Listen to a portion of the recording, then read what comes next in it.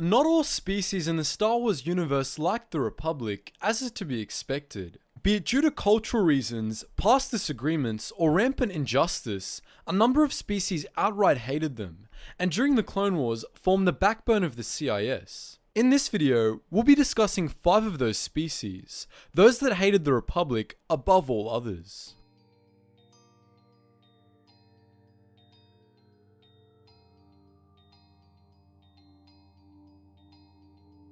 At number 5, we have the Zygerrians. As most of us likely know, the Zygerrians were once the rulers of an Outer Rim slave empire, an empire dismantled by the Republic long before the Clone Wars. From the fall of the Zygerrian slave empire onwards, the Zygerrians hated the Republic, and on a lesser scale continued to operate as slavers in the far reaches of the northeastern Outer Rim, near the borders of Wildspace. The Republic had weakened the Zygerrians, who found their influence vastly decrease following their empire's dissolution, and nearly the entire species hated them for it. When the Confederacy of Independent Systems was founded, the Zygerrians allied with it and attempted to rebuild their empire. As those who watched the Clone Wars know, however, that failed miserably, and so the Zygerrians were left to continue to resent the Republic for a little while, until the Empire ultimately took its place. The Nosaurians were a reptilian humanoid species native to New Plimto, a world considered a backwater by the Republic. New Plimto's only export was Ricknet eggs, which bought them entry into the Republic, but not representation.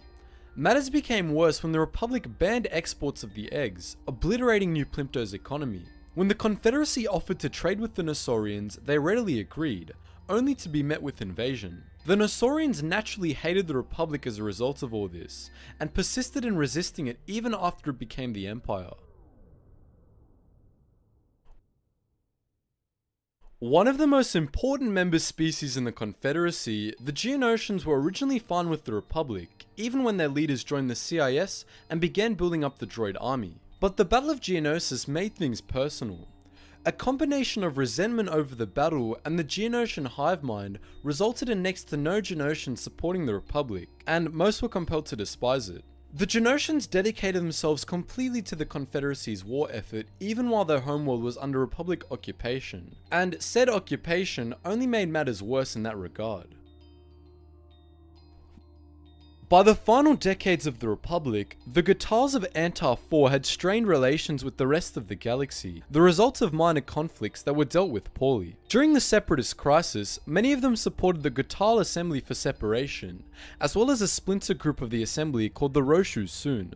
The Roshu Sun was a terrorist group and orchestrated the bombings of Antarian ranger bases across Antar 4, attacks that called the Jedi into action to aid their allies. The Jedi and the Rangers fought the Ghotal Separatists in the Battle of Antar 4, which eventually ended in a victory for the Jedi, but at great cost. To win the battle, the Jedi had used EMP weapons, which caused extreme pain to any Ghotal in range due to their high sensitivity to electromagnetic frequencies. This turned most Ghotals against the Republic, and they were further radicalized by other skirmishes and situations throughout the crisis and into the Clone Wars, which culminated in a battle that put Antar 4 in the Confederacy's hands. At number 1, we have the Aqualish of Ando. The Aqualish were prone to conflict, to put it mildly, which led to many clashes with the Republic over time. It was the Andoan Wars, which took place a few decades before the Clone Wars, that pushed them over the edge, however. At the time, the ruling government on Ando was the Spivarelda, which faced opposition in the form of the Andoan Free Colonies. In a brutal war, the Aqualish and their Hark allies slaughtered the Free Colonists up until the Battle of Raquish, a final and decisive victory that was the work of none other than Admiral Trench. But the Battle of Raquish drew Republic attention, and the Republic quickly separated the two sides, forcing them to demilitarize and placing them under oversight. The Aqualish were livid at this turn of events, and became fierce separatists from the moment Dooku announced the formation of the CIS. As with the Nosaurians, their utter hatred of the Republic persisted into the Imperial era, and the Aqualish rebel groups plagued the Empire for the first years of its existence.